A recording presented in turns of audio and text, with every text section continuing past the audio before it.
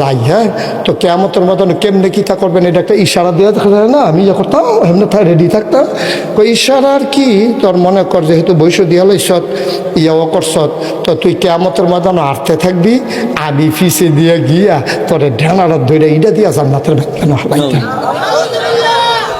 এই কথা কইছে পরে তো বাইতে ইয়ে করছে কেয়ামতের ময়দানেতে উঠটা সেরা খালি মতে মতে আটবো আর চিন্তা করবো ধরে না দি পিছিয়ে দেনে বলে ধরবো, ধরে না দি, টাইনে চায়, বামে চায়, সামনে চায়, পিছে চায়, ধরে না দি। বাবাই কু এই ধরে না, ধরে না দি, ধরে না দি। তো এই আমতাজে খালি ঘুরতে আছে, আটকা দেখবো পিছিয়ে দিয়ে কেটা জানে ইয়া ধরছে, সিফাছে দিছে আর ডিবারে ভিতরে গুঁড়ো হয়ে যায় গিতে আছে, মনে হয় যেমন ফাওয়ার উফরে দিয়ে ট্রাক্টার যাইতে আছে, এইরকম অবস্থা। ফিরা চাইয়া দেখে আব্দুল মালেক। কি মালেক? কেড়াইরা জাহার নামের ফেরেশতা। এমন ধরা ধরছে ড্যানার আড্ডি ভিতরে দিয়ে গুঁড়ো হয়ে যায় গিতে আছে।